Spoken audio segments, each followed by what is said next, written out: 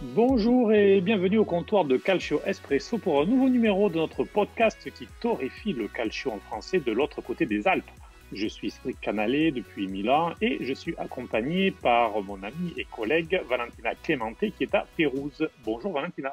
Bonjour Cédric et bonjour à tous. À la suite des nombreuses questions que nos auditeurs nous ont posées dans la room hebdomadaire sur Clubhouse, on a décidé cette semaine de faire un podcast un peu plus d'actualité. Eh bien, on va s'intéresser à la situation de la Juventus. Avec nous aujourd'hui, Michele Tossani, match analyst 6, qui exceptionnellement cette semaine nous parlera en italien et qu'on traduira en suivant. Comme ça, vous aurez les deux versions. Bonjour Michele. Bonjour, grazie dell'invito. Et avec nous aussi Florian Sabatier, journaliste installé à Bordeaux, que vous pouvez retrouver sur sa chaîne YouTube, la Cabine Aspect, qui traite principalement de l'actualité des Girondins de Bordeaux. Et Florian, qui est aussi un grand passionné de football italien et de la Juventus. Salut Florian. Bonsoir Cédric, bonsoir Valentina, bonsoir Michele. Et on peut donc commencer ce numéro donc consacré à la Juventus. On va prendre un petit peu de hauteur par rapport aux résultats, par rapport aux polémiques. On va essayer, par exemple, de ne pas rester sur le dernier match de cette défaite à Benevento. Ça pourrait mériter sûrement un podcast à lui seul, ce match. Mais la saison tout de même de la Juventus, même si elle n'est pas terminée, bien sûr, est assez décevante. Élimination des huitièmes de finale de la Ligue des Champions par Porto, après une sortie au même stade de la compétition la saison passée contre Lyon. Et la saison d'avant, c'était un quart de finale contre l'Ajax, après avoir finalement évité une élimination contre l'Atlético de Madrid déjà en huitième de finale grâce à Cristiano Ronaldo. Et puis surtout, la grande différence par rapport aux saisons précédentes, ce sont ces 10 points de retard sur l'Inter à 11 matchs de la fin de la saison en Serie A. Alors, qu'arrive-t-il à la Juve ? Eh bien, on va commencer par le terrain avant de s'intéresser à l'institution. Et si on parle au terrain, on va commencer par Andrea Pirlo qui est arrivé sur le banc en août sans expérience. Il devait s'occuper des U23. Il a été propulsé sur le banc de la Serie A pour succéder finalement à Maurizio Sarri. Alors, selon vous, une question qui est pas mal posée en Italie, est-il le principal coupable des résultats ? Finalement, c'est plutôt une victime, Florian. Je dirais un peu des deux, parce que c'est vrai que, bon, on le dit et on le répète depuis le début de la saison, c'est une saison assez particulière. Il y avait eu une préparation qui a été quasiment tronquée, parce que de mémoire, il n'y a eu qu'un match amical, et puis après, il fallait repartir de plus belle. Donc après, c'est sûr qu'au niveau du mercato, je pense qu'il n'a pas été non plus trop aidé, parce que c'est vrai qu'on sait depuis quand même 2-3 saisons que le milieu de terrain, par exemple, est en deçà par rapport à ce qu'on a connu à l'époque, que ce soit Marquisio, Vidal, Pirlo et même Pogba. Donc c'est vrai que il y avait certaines assurances, par exemple avec Rodrigo Bentancur qui avait fait quand même une belle saison sous Maurizio Sarri, et c'est vrai que cette saison on le voit vraiment en dedans, et derrière pour moi Rabiot ne satisfait à moitié, bien qu'il ait marqué ce but-là contre Porto qui était quand même, on va dire, un peu important, même si derrière, il y a l'élimination qui va au bout. Comme je pense l'a répété aussi Pavel Nedved cette semaine à DAZN, c'est vrai que Pirlo a un groupe assez jeune qu'il faut construire, et il est peut-être là le gros problème. Et je pense qu'il y a un autre nœud du problème, et que, en tout cas, les supporters de la Juve stigmatisent depuis le début de la saison, c'est, on va dire, les prestations aussi en deçà par exemple, de Leonardo Bonucci, qui vraiment, enfin, moi déjà en tant que supporter ne me satisfait pas, parce que quand on regarde un peu les statistiques en termes de duel aérien, il en gagne très peu. Voilà, on a un Chiellini qui est mi-figue mi-raisin, parce que souvent blessé, et puis après derrière vous avez une attaque qui est complètement décimée par les blessures. Heureusement que Morata a fait un peu le boulot en début de saison, et heureusement que Dybala reviendra début avril, juste après la trêve internationale, parce qu'on sent vraiment une équipe vraiment en deçà. Alors moi, je pense qu'il y a aussi un contexte qu'on ne parle pas assez malgré tout par rapport à ces deux éliminations-là en Ligue des Champions, c'est l'attrait du stade, parce que finalement, Juventus Stadium, enfin Allianz Stadium maintenant, avait une certaine importance. On l'avait vu face à l'Atlético là, il y a 2 saisons de ça, et c'est vrai que ces deux éliminations J'ai toujours un sentiment à me dire que finalement, la Juve aurait pu faire quelque chose contre Porto si on avait eu un stade plein, parce que évidemment, c'est pas du tout la même chose que jouer à huis clos, et on l'a vu face à Porto et face à Lyon. Alors, juste avant de passer le ballon à Michele, tu as parlé de Pavel Nedved. Il a confirmé à 100% Andrea Pirlo dans ses fonctions pour la saison prochaine. Bon, alors en football, on sait que ça veut tout et rien dire. Voilà. Mais voilà, il a, on va dire, pour l'instant, donné un peu de tranquillité à Andrea Pirlo. Il a aussi dit que Cristiano Ronaldo, et on y reviendra tout à l'heure, serait aussi là la saison prochaine. Ma io non so se questo accadrà, cioè credo che molto dipenderà da come finirà la stagione, perché se malauguratamente la Juventus non dovesse qualificarsi per la prossima Champions, e ad oggi c'è questo rischio, perché ci sono 6-7 squadre in lotta per questi 4 posti, e a quel punto non credo che Pirlo sarebbe confermabile. Per quanto riguarda poi quello che è stato detto prima, sono d'accordo che sicuramente il contesto non ha aiutato, gli infortuni non hanno aiutato. Credo che lo stadium pieno però avrebbe peggiorato la situazione, perché questa è una squadra molto giovane e allo stadium non è facile giocare, perché se le cose non vanno bene comunque il pubblico non ti sostiene. Credo che però bisognerebbe cominciare a parlare di chi ha scelto Pirlo, cioè di chi ha preferito tagliare i ponti con un allenatore precedente che comunque con una squadra forse più debole aveva vinto il campionato, e invece stavolta ha deciso di affidarsi a un allenatore senza nessuna esperienza, che fra l'altro prima di essere presentato come allenatore della Juve, pochi giorni prima era stato presentato per l'Under 23. Quindi questo fa capire che forse a livello di programmazione qualcosa si è sbagliato. Donc oui, effectivement, Michele n'est pas sûr des propos de Pavel Nedved sur le fait que Andrea Pirlo est confirmé à 100%, puisque tout dépendra de comment la saison se terminera. Si la Juve ne se qualifie pas pour la prochaine Ligue des Champions, et à l'heure actuelle, le risque existe puisqu'il y a 7 équipes qui sont à la lutte pour ces places-là. Or, on le rappelle, ce sont seulement les 4 premiers qui sont qualifiés. Dans cette condition-là, si la Juve ne finissait pas dans les 4 premiers, il y a des chances pour que Pirlo ne soit pas confirmé. Pour le reste, il est d'accord avec ce qu'a dit Florian, hein, d'abord sur le contexte, avec cette arrivée peu avant le début du championnat, et aussi les blessures. En revanche, sur le stade, c'est vrai aussi que ça pourrait aggraver la situation puisque l'équipe est assez jeune. Et on sait que le public de la Juve peut être aussi assez vindicatif et mettre pas mal de pression au-delà de Pirlo, et on le fera dans la suite de ce numéro. C'est aussi la nécessité de parler de qui a choisi Pirlo, qui a choisi d'écarter Mauricio Sarri, qui malgré tout avait remporté le championnat, et pour confier cette équipe à un entraîneur sans expérience qui avait été nommé quelques jours avant à la tête des U23. On continue sur plus ou moins cette lancée et je vous propose de retourner sur les mots d'Allegri du dimanche soir sur Sky, qui a souligné que pour donner des résultats, il faut toujours avoir une communication claire et que surtout, il ne faut pas mettre les idées de l'entraîneur devant les potentiels de l'équipe. Michele, Pirlo, il se trompe dans sa façon de faire jouer l'équipe? Ma Pirlo, per certi versi, il gioco di Pirlo è un'evoluzione ulteriore di quello di Sarri, quindi da questo punto di vista sta provando qualcosa di nuovo. Ricordiamoci che Pirlo non ha avuto le classiche 6 settimane di ritiro che di solito si hanno fra una stagione e l'altra, perché questa stagione, sappiamo tutti, è iniziata subito dopo che è finita la scorsa. Si gioca ogni 3 giorni, quindi questo provoca anche degli infortuni ai giocatori. Ci sono tanti infortunati nel campionato italiano, non solo nella Juventus. Guardate il Milan, le altre squadre che erano impegnate su 2 fronti, hanno avuto tanti infortuni. Per quanto riguarda quello che ha detto Allegri al club di Sky, ma non sono totalmente d'accordo. Cioè, si può vincere in tanti modi, sicuramente. Il calcio non è uno solo, non esiste una ricetta, altrimenti tutti la userebbero. Però il calcio ad oggi non è nemmeno così semplice come dice Allegri. E ricordiamoci che l'ultimo Allegri, al di là delle vittorie, aveva un po' depauperato il parco giocatori della Juventus, perché Dybala faceva quasi il terzino, Douglas Costa, al di là degli infortuni, non veniva mai utilizzato, veniva utilizzato solo negli ultimi minuti per giocare in contropiede.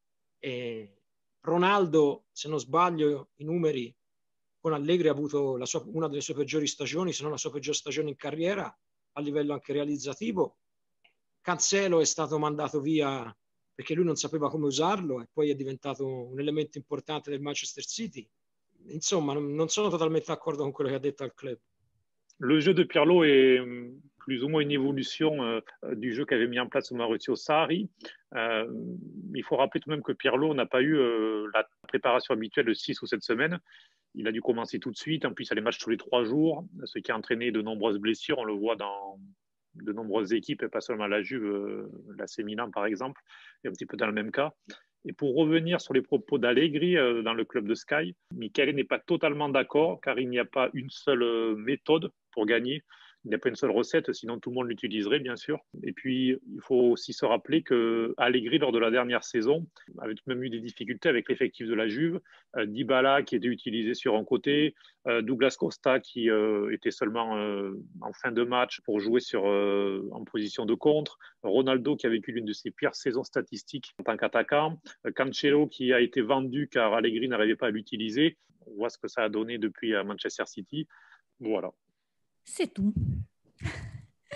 Et je vais continuer justement sur ces propos en demandant à Florian si ce n'est pas une sorte d'équivoque quand même qui a commencé avec Sarri et qui a continué aussi avec Pirlo au niveau des gestions communication, autant dans les vestiaires que sur les terrains. Ben, je pense que vraiment, c'était peut-être, on va dire, un côté vraiment positif. C'est ce qu'on appelle les sénateurs, notamment en Italie, avec le retour, par exemple. Je pense que c'est pas dû au fruit du hasard que, par exemple, Gigi Buffon revient la saison dernière, parce qu'on sait très bien le contexte qu'il y a avec, par exemple, avec Maurizio Sarri. Il n'arrive pas de Naples, mais bon, voilà, il a ce passif napolitain et on sait très bien que les supporters de la Juve ne le portaient pas forcément dans son cœur. Voilà. Et moi avec. Et c'est vrai que je me rappelle un peu de la conférence de presse de présentation de Maurizio Sarri, quand il nous explique que par exemple, il veut garder Higuaín. Il y a eu des cas, moi, que j'ai du mal à comprendre, par exemple, comme Emre Can, par exemple, qui fonctionnait plutôt bien sous Allegri, et finalement on a décidé de s'en séparer, et ça je trouve vraiment que c'est un petit peu dommageable. Se séparer d'un garçon par exemple qui était aussi adoré des supporters comme Mario Mandzukic, qui faisait quand même vraiment du bien, et on l'avait vu sur ce match face à l'Atlético. Alors bien évidemment il y a ce triplé de Cristiano Ronaldo, mais moi je me rappelle que quand même le travail de sable de Mandzukic n'était pas écarté. Et c'est vrai que Pirlo, pour moi, a dû un peu aussi recréer un petit peu une ADN, parce que c'est vrai qu'on nous parle régulièrement de l'ADN Juve, etc. Et c'est vrai que la saison dernière, alors bien évidemment, il y a eu ce titre de champion d'Italie, cette finale contre Naples, et même la Supercoupe qui n'avait pas été remportée face à la Lazio. Mais il y avait on va dire, tout un climat à restructurer, parce que vraiment, je pense que Maurizio Sarri a fait énormément de mal.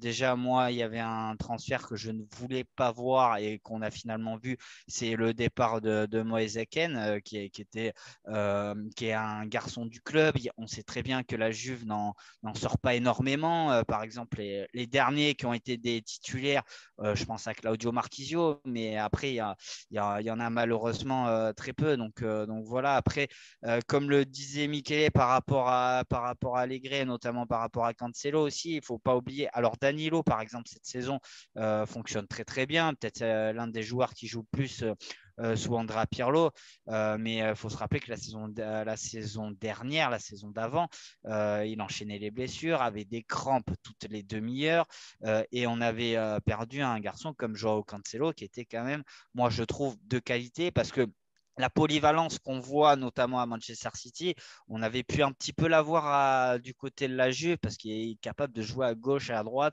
Si ça ne tient qu'à moi, je pense que c'est peut-être il est pour moi un cran au-dessus, par exemple, d'un joueur comme Alexander Arnold. Mais ça ne tient qu'à moi.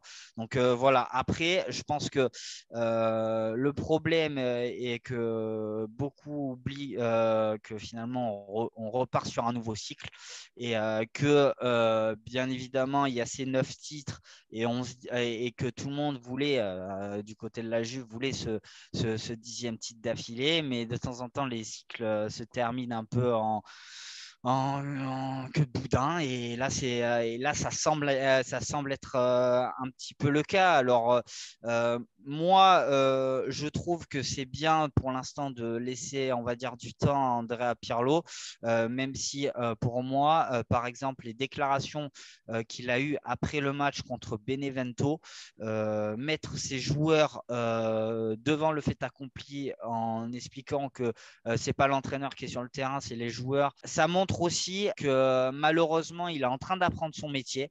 Il apprend au compte-gouttes et cette saison, malheureusement, le montre bel et bien. Alors, tu as parlé, Florian, de la vente de Cancelo, de la vente aussi de Moeskin. Ça rentre aussi dans une question financière, puisque la Juve s'est alourdie considérablement avec un joueur, Cristiano Ronaldo. Alors, on va poser une question dans un mode un petit peu La question qui fâche. Voilà. Est-ce que c'est devenu un poids pour la Juventus, puisque, bon, alors sur le terrain, c'est toujours le meilleur buteur, c'est l'élément principal. Mais bon, il a coûté 100 millions d'euros de transfert, faut-il le rappeler. Il y a eu De Ligt qui est arrivé derrière aussi pour 85 millions. Donc ces deux transferts-là ont énormément pesé. Ronaldo, c'est 30 millions d'euros par saison. De Ligt, c'est tout de même 8 millions et demi. Ces deux transferts, un pour le tout de suite et un pour l'avenir, ont énormément pesé, ont énormément grévé les comptes de la Juventus. Alors du coup, il y a eu ces choix de mercato parfois qui peuvent être discutés. Du coup, Cristiano, dans le jeu, Michele, est-ce que tu le trouves moins influent déjà dans les gros matchs cette saison par rapport à ce qu'on voyait au Real ou lors de sa première saison avec la Juve? Et est-ce qu'il n'est pas aussi une limite tactique, puisque on le voit que les entraîneurs à la Juve ont du mal en fait à construire une attaque autour de lui, et surtout avec Dybala on a l'impression qu'il a du mal à avoir une place. Ronaldo è la questione, la domanda. Ronaldo è un fenomeno, come si dice, è un grandissimo giocatore, un grande buteur, un grande cannoniere, però Ronaldo non esalta il contesto che è intorno a lui, né ha bisogno del contesto. Ronaldo detta il contesto, cioè quando tu lo hai in squadra, gli altri 10 si devono adattare a lui. Ronaldo non pressa quando la squadra deve difendere, Ronaldo va per le zone di campo dove vuole, quando va al centro se li va, se no sta a sinistra. La squadra deve adattarsi a lui e non lui alla squadra. E come si è visto l'anno scorso con Sarri, Ronaldo è una grandissima risorsa per chi ce l'ha in squadra, ma se vuoi fare un certo tipo di calcio è anche un grande problema. Quindi una grande risorsa, ma anche un grande problema. È un po' la stessa cosa di Messi a Barcellona, che fa un po' quello che vuole. Sì, io credo ci siano due differenze. Ronaldo detta il contesto che gli sta intorno a prescindere e diventa uno più gli altri 10. Messi ha bisogno del contesto, tant'è vero che quando il Barcellona non è in grado di supportarlo, come è accaduto spesso in carriera con l'Argentina, fa fatica anche lui. Quando si fanno i grandi paragoni con il passato, Maradona esaltava il contesto. Il giocatore medio con Maradona la squadra diventava più forte, la squadra. Messi ha bisogno della squadra, Ronaldo non ha bisogno della squadra, ma non migliora quelli che gli stanno intorno. È una stella che brilla da sola.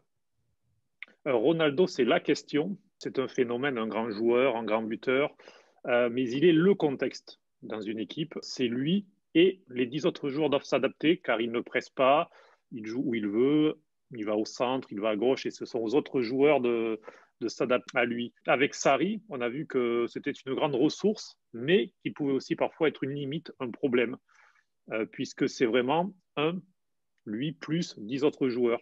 Pour comparer par exemple avec Messi, Messi, lui, a besoin du contexte. On l'a vu parfois à Barcelone, mais aussi avec la sélection d'Argentine, lorsque le reste de l'équipe est en difficulté, mais si bien cool avec eux.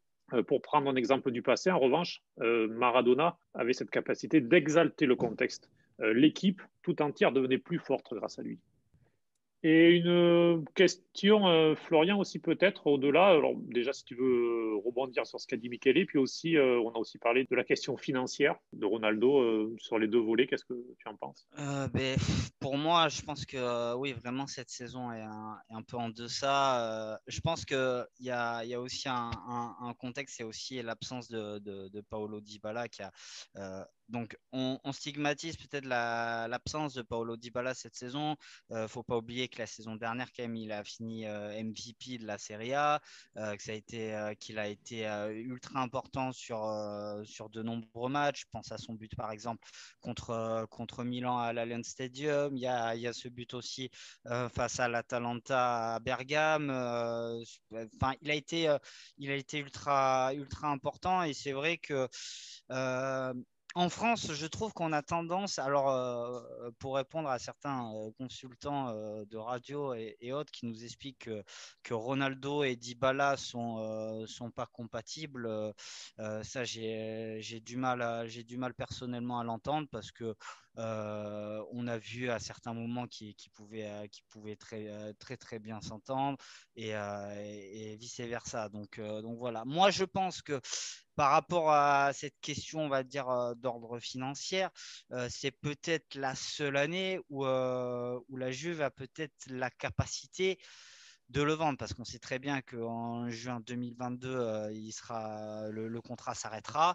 Donc, est-ce qu'il y aura prolongation? Et à un moment donné, on évoquait comme quoi Cristiano Ronaldo serait par contre de prolonger. Finalement, de l'eau a coulé sous les ponts depuis et on commence à l'envoyer au Real Madrid, du côté de Manchester United, etc.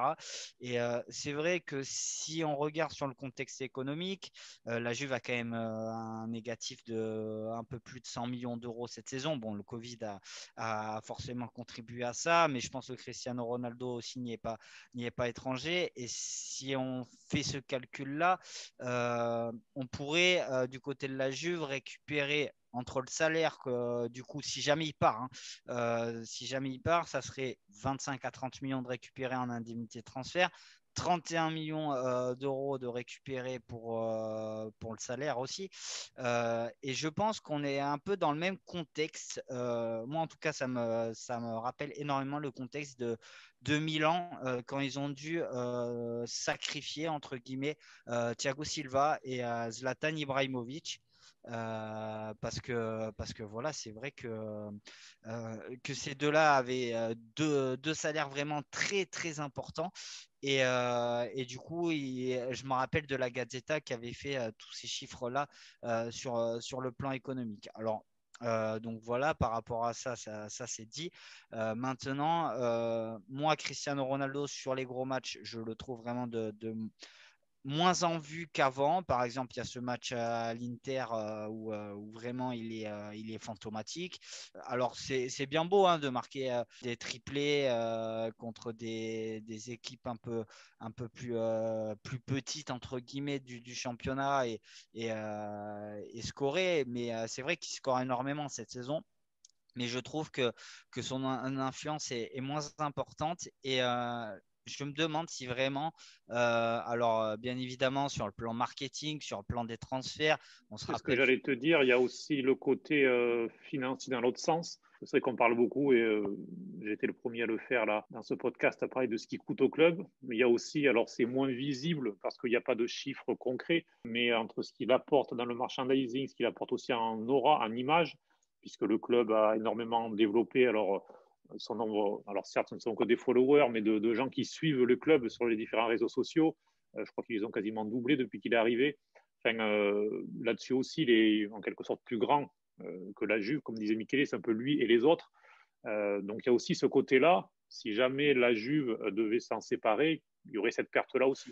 Oui, il y aurait cette perte-là aussi. Et puis, il a, pour aller un peu plus dans le sens de Cristiano Ronaldo, je pense que, alors après, c'était un petit épiphénomène, mais je pense que s'il n'y a pas cette petite discussion, par exemple, avec Matthijs de Ligt lors de la finale de la Ligue des Nations, si je ne dis pas de bêtises, où il lui dit viens à la Juve, etc., je pense que le dossier, peut-être, on le voit un peu plus différemment. Donc, c'est vrai qu'il a énormément apporté sur le marketing. Je veux dire, moi, à ma petite échelle, par exemple, je crois que ça va faire 2 ans maintenant.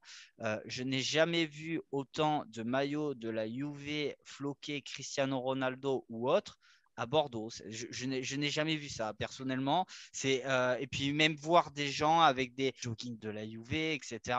Avant, c'était plus estampillé Real Madrid, justement. Il apporte vraiment beaucoup plus de lumière, mais je pense qu'à un moment donné, il faudra aussi savoir faire sans et rebâtir avec peut-être un attaquant plus jeune. Par exemple, moi, là où je m'en mords encore un petit peu les doigts, c'est le mercato d'hiver de 2020, où pour moi, la Juve aurait dû faire tout ce qu'il fallait pour aller chercher un joueur comme Erling Braut Haaland. Parce qu'il coûtait 20-25 millions à l'époque. Quand on voit les chiffres qu'on nous annonce maintenant, je pense que c'était vraiment quelque chose pour l'avenir. Et le problème, moi, c'est ça qui me dérange un petit peu avec, on va dire, Agnelli et notamment, on va dire, les nouveaux mercatos de la Juve maintenant.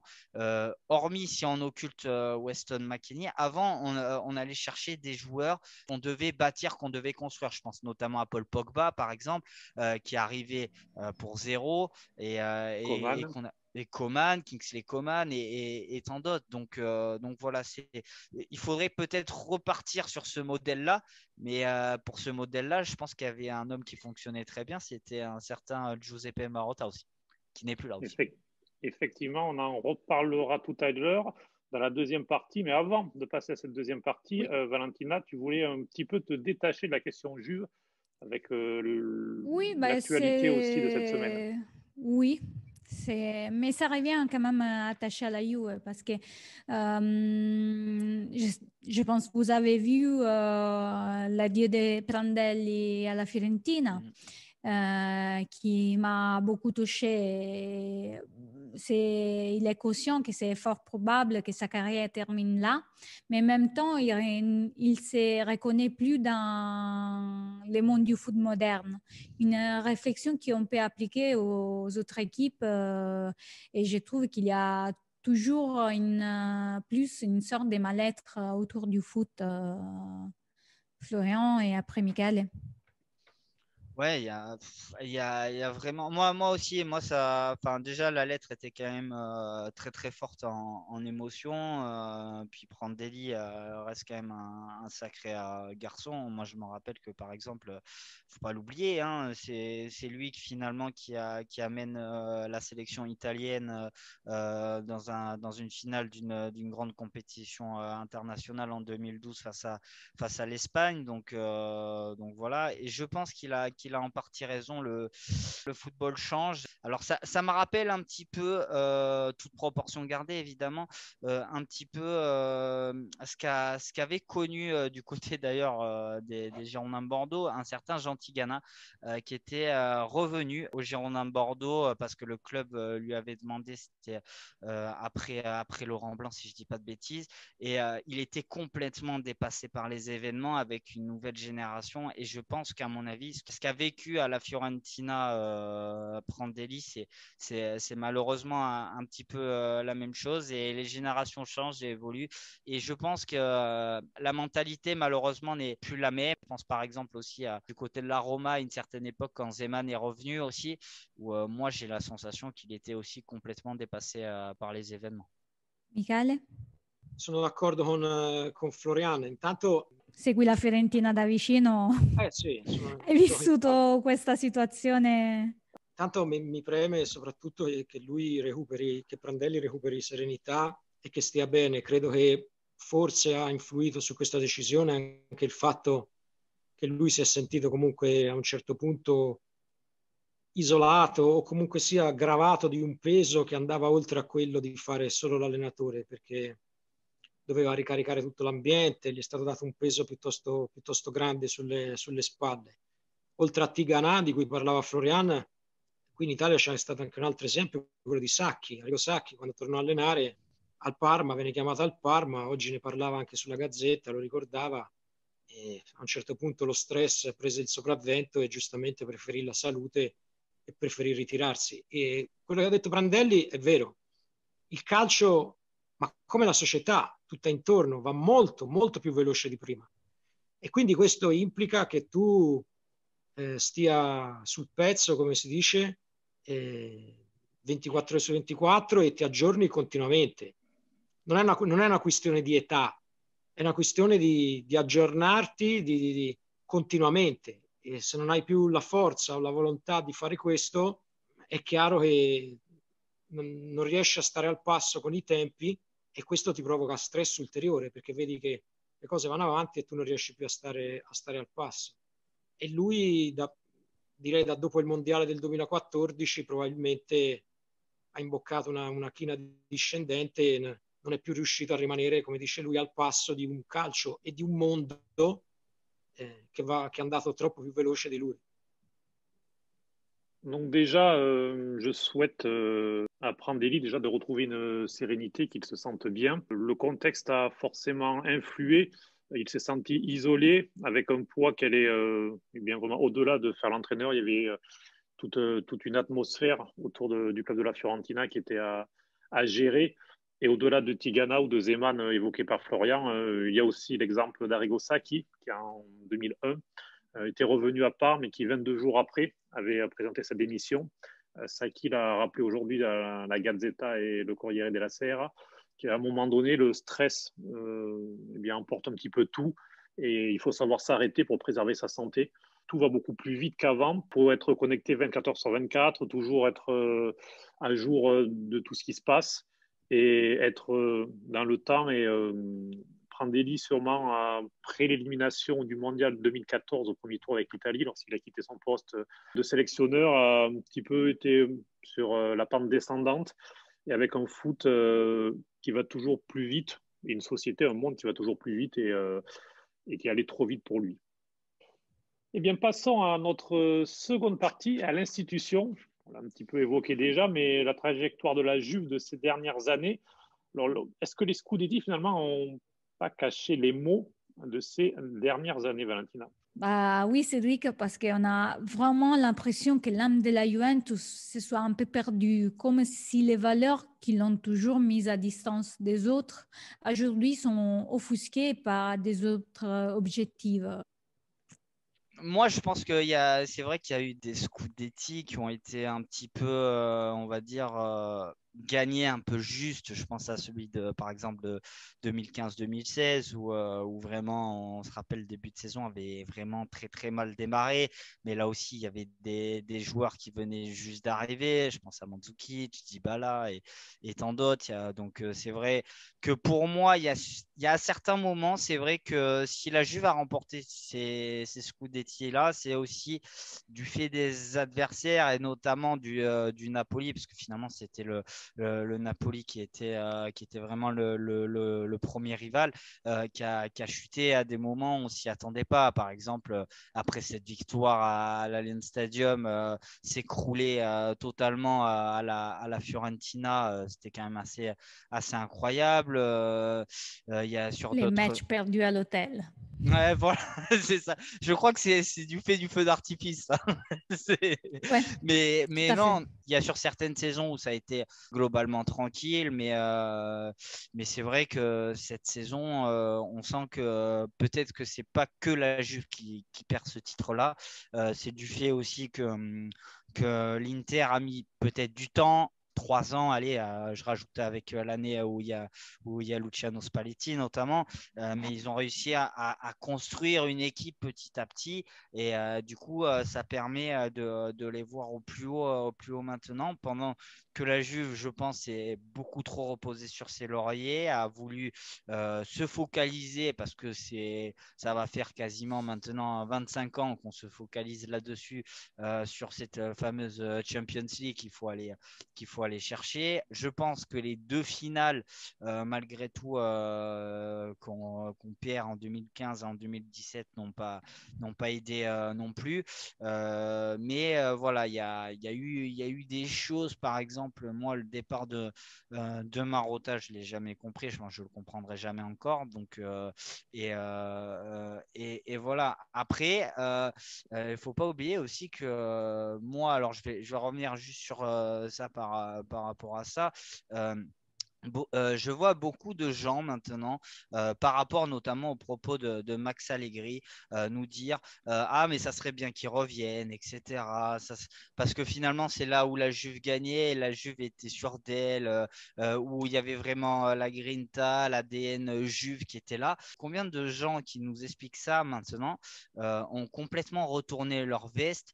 Parce que moi, je me rappelle des 2 dernières saisons d'Allegri à la Juve. Alors, il y a eu ces titres-là qui ont été remportés, mais combien de fois on nous a dit Allegri out et encore Allegri out parce qu'il fallait que ça se termine, etc. Et maintenant, beaucoup de supporters, que ce soit en Italie et ailleurs de la Juve, commencent à s'excuser, commencent à dire ah ben finalement avec Massimiliano Allegri c'était pas si dégueulasse que ça. Voilà, donc voilà, moi moi je l'ai toujours défendu corps et âme, mais c'est vrai que je pense qu'il y a des choses qui ont été faites au niveau des mercatos, etc., qui n'ont malheureusement pas arrangé les choses. Et le fait, je pense, le gros problème de la Juve sur ces 2 dernières saisons, et notamment c'est pour pointer du doigt quelqu'un qui n'est d'autre qu'Andrea Agnelli, qui est le président du club. Vouloir changer l'ADN de la Juve, on sait très bien, ça fait. Enfin, moi je suis la Juve depuis quasiment 18 ans maintenant, depuis ce Juve Real en 2003. Mais j'ai la sensation que on a voulu nous changer une ADN qui était la Juve qui gagne, et puis c'est tout. C'est la seule chose qui compte, comme le dit Giampiero Boniperti. Mais on a voulu nous expliquer, ça serait bien de jouer beaucoup plus face du tiki-taka comme le Barça, etc.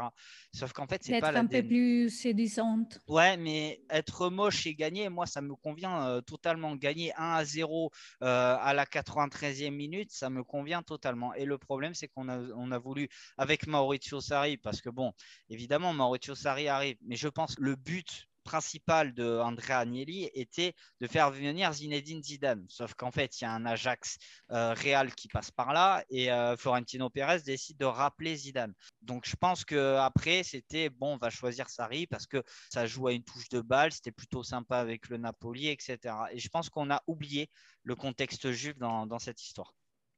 Tu es d'accord, Michael, sur les choix d'Agnelli qui peut-être un petit peu trop aussi la tête à l'ECA, un petit peu trop la tête à une Super League, à la Ligue des Champions, aux instances, puisqu'on voit qu'il pèse aussi énormément actuellement sur les droits télé et sur l'entrée des fonds, puisqu'il est contre, par exemple, l'entrée des fonds étrangers dans la Media Company. Tu penses qu'Andrea Agnelli a dilapidé un petit peu l'héritage familial? Ma è vero, come diceva Florian, la questione, spesso si dice anche in Italia, del DNA della Juventus. Però questo DNA in Europa non andava bene e non va bene, perché è una squadra che arriva al massimo in finale e poi perde. Quindi non ha portato la Juve a vincere tutti questi trofei europei che un club del genere probabilmente meritava, e parlo di Coppe Campioni. La Juve è probabilmente il più grosso e più grande club italiano, insomma, insieme al Milan. Ha fatto tante finali, ma alla fine quante coppe ha in bacheca? Le stesse del Porto, 2. Quindi si è pensato in società di provare a fare un calcio più europeo, più contemporaneo, perché questo era l'ideale, si è pensato fosse l'ideale per vincere in Europa. È arrivato Sarri, probabilmente, come ha detto Florian, sono d'accordo, non era la prima scelta, è stata una scelta probabilmente di Paratici e Nedved, che Agnelli ha subito, comunque accettato. Dopo ci sono stati dei problemi con lo zoccolo duro dello spogliatoio, con i Buffon, i Chiellini, i Bonucci, e credo che a quel punto sia intervenuto Agnelli che ha deciso di sostituire Sarri, però probabilmente ha ragionato da tifoso e ha portato, fra l'altro, un suo amico, Pirlo, col quale è cresciuto, perché Pirlo è cresciuto come giocatore mentre lui si formava come dirigente nella Juventus. Probabilmente pensando che la squadra, anche con un allenatore inesperto, fosse così forte da poter vincere da sola praticamente il campionato. Però ha sottovalutato un fattore molto importante, secondo me. Non ha voluto il ritorno di Conte, perché sappiamo Conte si è lasciato male con il club, soprattutto con alcuni esponenti del club, e il fattore Conte in un campionato pesa, perché di Conte si può dire tutto, si può dire dei problemi in Europa, si può dire di quello, ma Conte dove va il campionato lo vince. L'ha vinto al primo anno col Chelsea, lo ha vinto con la Juventus, forse lo vince anche con l'Inter, con una rosa che sulla carta non è superiore a quella della Juve, perché ora tutti anche in Italia parlano della rosa dell'Inter, di Lukaku, di Barella, di Bastoni, ma questi giocatori chi erano prima che arrivasse Conte? Lukaku era uno scarto del Manchester United, Barella un ragazzo promettente che veniva dal Cagliari, né più né meno. Bastoni non lo conosceva nessuno. Perisic, che era scappato come un indolente, poi fra l'altro anche Conte l'aveva prestato, è tornato, l'ha trasformato in un quinto di centrocampo, uno dei migliori del campionato. Quindi credo che Agnelli abbia ragionato da tifoso e abbia sottovalutato la questione. L'ultima cosa, come diceva Florian, di Marotta, incomprensibile, credo che si fossero rotti i rapporti con Agnelli e per questo lui ha dovuto lasciare la squadra. Probabilmente nessuno si aspettava che Marotta finisse all'Inter.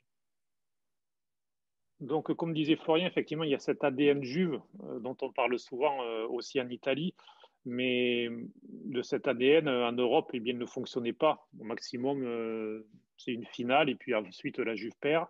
La Juve est un très grand club, certainement le plus grand club italien. On peut peut-être mettre au niveau de l'AC Milan, mais il n'a remporté finalement que 2 Ligues des Champions, le même total que Porto, par exemple. Donc, la réflexion était de faire un football plus européen, plus contemporain, pour enfin vaincre en Europe. Alors, effectivement, Sarri n'était pas le premier choix, où c'est plus un choix de Paratici et Nedved, et Agnelli a suivi cette voie-là. Et puis ensuite, il y a donc eu des problèmes de vestiaire, et Agnelli a sans doute une réaction plus de tifoso que de président, en prenant un ami, Andrea Pirlo, qui était joueur lorsque lui a commencé en tant que président.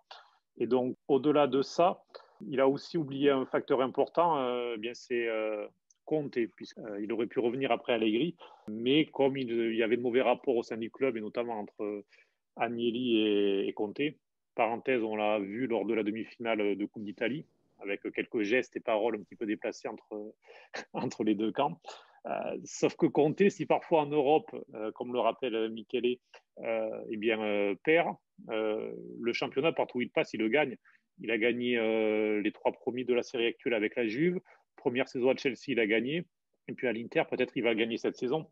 Puisqu'on dit que maintenant, on a tendance à dire que l'Inter a le meilleur effectif, mais sur le papier, c'est sans doute la Juve qui avait le meilleur effectif en début de saison. Lukaku, lorsqu'il arrive à l'Inter, c'était un remplaçant à Manchester United. Barella, c'était juste un jeune prometteur. Bastoni, c'était encore un jeune inconnu qui avait que quelques matchs de Serie A. Et puis même cette saison, on voit Perisic, par exemple, qui avait été écarté par Conte d'ailleurs il y a 1 an et demi, est devenu un excellent milieu gauche. Donc, il y a tous ces critères-là qui ont sans doute conduit à la situation de la Juve actuelle. Et voilà, et on est arrivé à la fin de cet épisode qui était vraiment très intéressant avec les éclairages de Michele Tossani et Florent Sabatier. Je pense et j'espère qu'on a répondu pas mal des questions de notre apéritif de la semaine dernière. Et d'ailleurs, on vous invite à nous joindre les vendredis à 18h 45 sur Clubhouse pour revenir sur cet épisode et donner votre avis. Et on remercie nos invités, Cédric, ils ont été parfaits. Ils ont été parfaits, vous les connaissez d'ailleurs, ce n'est pas la première fois qu'ils sont avec nous. Michele Tossani, match analyste 6, diplômé donc en Italie. Merci beaucoup Michele. Merci à vous, merci à vous. Et puis merci beaucoup Florian, journaliste installé à Bordeaux et grand connaisseur de Serie A et de foot italien. Merci Cédric, merci Valentina. Merci Michele aussi, très intéressante cette discussion. Merci Florian. J'espère que je n'ai pas trop déformé ses propos. C'était très bien la traduction. Voilà. Mais un jour ou l'autre, on va se retrouver tous avec des bonnes vins de Bordeaux et des vins toscanes. Comme ça, après, on parlera. Le rendez-vous est pris. Voilà, tout à fait. C'est vrai qu'entre la Toscane de Michele, l'Ombrie de Valentina, le Bordeaux de Florian, qui était aussi ma ville il n'y a pas encore très longtemps, il y a de quoi faire niveau vin aussi. Oui, tout à fait. Comme ça, devant un match de foot, on va débriefer les vins. Bonne soirée, les amis. Merci beaucoup, ciao.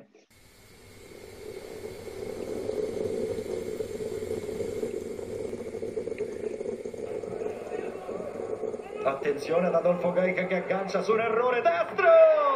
Adolfo Gaica! Benevento in vantaggio a Torino al minuto numero 69. Et on passe à l'espresso de la semaine, Valentina, et on va parler télévision. On l'a un petit peu évoqué, j'avais quelques doutes sur la série après le premier épisode. De ton côté, les doutes sont levés. Hein. Oui, la série sous Francesco Totti, c'est clairement une chose qu'il faut prendre au 12e degré, dans le sens. On avait déjà parlé du film qui a été fait sur la vie de Francesco Totti par Alexis Fascelli. Et voilà, là, on voyait vraiment l'histoire de Francesco Totti racontée d'une façon sérieuse. Donc, faire une série et proposer exactement la même chose, c'était presque inutile. Donc, pour moi, cette série, c'est plus, je veux dire, Francesco Totti, c'est plutôt, en latin, on dirait un casus belli, je ne sais pas si j'ai rien à m'expliquer, mais aussi voilà. En français. Voilà. Son histoire, ça sert pour construire les téléfilms parce que c'est plutôt une fiction, une exagération, ce qu'on voit sous l'écran, plutôt que la vie réelle. Et c'est écrit d'une façon très romaine, dans le sens que moi, que je suis de Rome, peut-être je l'apprécie plus parce que je reconnais toute l'exagération qu'il y a sous les romans. Donc, c'est vraiment très théâtral, mais dans le sens presque de la comédie latine où tout est exagéré au maximum. Donc, si on la regarde comme, je vais regarder une reconstruction historique, voilà, c'est pas ça. Il faut juste la regarder avec l'œil de dire, bon, on a 40 minutes, on va s'amuser avec des perspectives différentes ou des histoires réelles. Donc, c'est quelque chose qui mélange beaucoup. Après, ça ne peut pas plaire à tout le monde parce qu'il y a les puristes qui veulent que l'histoire soit vraiment nette et propre par rapport à qu'est-ce que c'est l'image de Totti. Mais connaissant Totti, d'ailleurs, il a eu un rôle dans l'élaboration de la série. Il a notamment beaucoup conseillé l'acteur Pietro Castellitto qui joue son rôle. Alors d'ailleurs, je trouve qu'il est bon dans son rôle. Il est drôle, oui. il a le bon accent. Il y a juste un détail. Il est quand même plus jeune parce que c'est concentré principalement sur les 2 dernières saisons de la carrière de Totti, la série. Il est quand même plus jeune. Et puis moi, il me fait penser à Mattia Perrin, mais... c'est que sur Twitter, il y a beaucoup de monde qui justement il a dit que la prochaine série que Pietro Castellitto fera sera sur Mattia Perrin. Donc, ou peut-être Mattia Perrin il fera une série sur Pietro Castellitto. D'ailleurs, c'est le fils de Sergio Castellitto, que c'est un acteur très connu en Italie. Et au-delà de ça, juste pour terminer l'analyse, si on imagine vraiment Totti, c'est le mec qui a fait les livres sur les barzellettes, que c'est quelqu'un qui ne se prend jamais au sérieux. Voilà. Et à mon avis, il faut les voir dans ces prismes-là et juste prendre du plaisir, détacher la tête les 40 minutes de l'épisode sans chercher plus loin.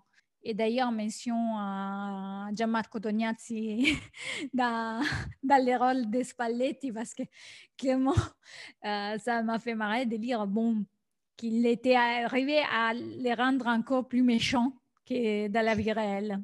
C'est vrai qu'entre le livre, le film documentaire et la série, Luciano Spalletti passe pas, j'imagine, de très bons moments, puisqu'à chaque fois, Francesco Totti, quand même, le tacle les 2 pieds décollés. C'est ça. Ouais. Donc, on revient toujours là. Après, il y a un passage, parce que, dans la série, ils expliquent que probablement tous les problèmes sont nés du fait que Francesco Totti, il n'avait pas pris la défense des Spalletti quand la Roma, il a laissé partir la première fois.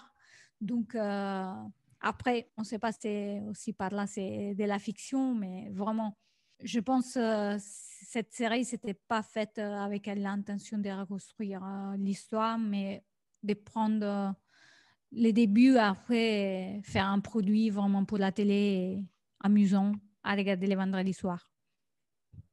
Et puis Greta Scalano, qui jouait aussi l'épouse de Francesco Totti, aussi. Hilary Blasi. Mention spéciale. Oui, elle était très bien. Je veux dire, elle arrive à bouger les lèvres de la même façon qu'Hilary Blasi. Et ça, c'est exceptionnel.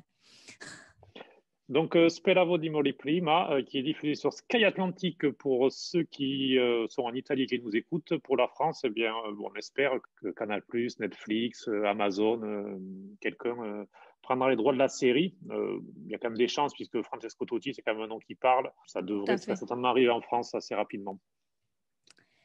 Et donc, on est arrivé à la fin, Cédric.